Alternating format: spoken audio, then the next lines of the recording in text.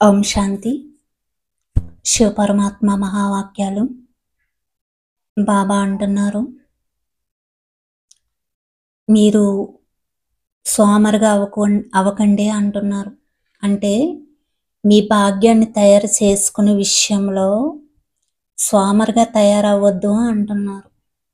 బాబా సహయోగం, బాబా బాబా ప్రాప్తులన్నిటికీ భాగ్యం గీసుకునే సమయం, ఇవన్నీ కూడా ఇప్పుడే మీకు లభిస్తాయి. కాబట్టి ఏ మాత్రం సోమరుగా ఉన్నా సరే బాబా సాక్షి అయిపోతారు అంటున్నారు.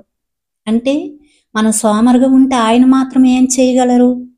సాక్షి అయి చూస్తాను అంటున్నారు. ఇంక నేను మాత్రం ఏం చేస్తానని అంటున్నారు. ఎందుకంటే ఇంత జ్ఞానాన్ని ఇచ్చిన తర్వాత కూడా మనం సోమరుగా ఉన్నామంటే ఇంక నేను మాత్రం ఏం చేస్తాను, సాక్షి అయి చూస్తాను తప్ప అని బాబా అంటున్నారు. అందుకే మీరు ఈ సమయాన్ని వినియోగించుకోండి, సోమరుగా అవ్వద్దని అంటున్నారు.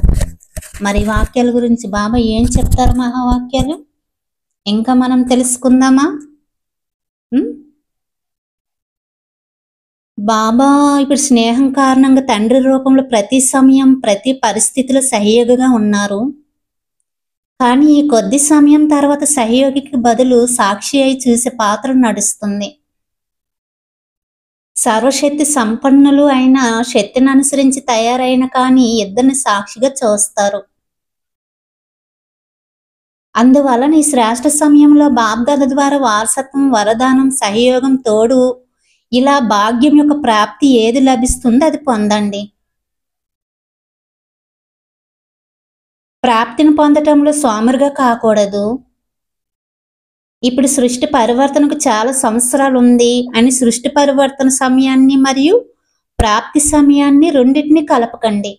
ఇంకా చాలా సంవత్సరాలు ఉంది, చాలా టైం ఉంది, ఈలోగా మా బాధ్యతలన్నీ తీరిపోతాయి, ఇంకా మాకు కొన్ని పనులు ఉన్నాయి, హద్దులోని పనులు, అవన్నీ అయిపోయిన తర్వాత మేము అప్పుడు బాబా చెప్పినట్టుగా భాగ్యం తయారు చేసుకుంటాం, ఇలా అనొద్దు అంటున్నారు బాబా.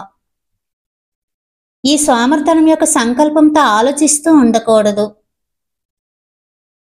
సదా బ్రాహ్మణ జీవితంలో సర్వప్రాప్తిని, చాలా సమయం యొక్క ప్రాప్తిని పొందే ఇదే మాటను స్మృతి ఉంచుకోండి.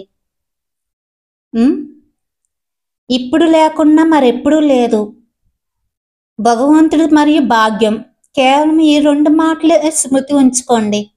అప్పుడు సదా పద భాగ్యవంతులుగా ఉంటారు అని బాబా అంటున్నారు. ఏమంటున్నారు బాబా?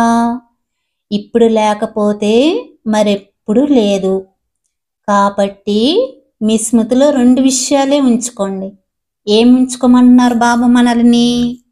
భగవంతుడు, భాగ్యం, ఈ రెండు మాత్రమే మీ స్మృతిలో ఉంచుకోండి. అప్పుడు మీరు పదమ భాగ్యశాల ఆత్మగా తయారవుతారు అని బాబా అంటున్నారు. అచ్చా.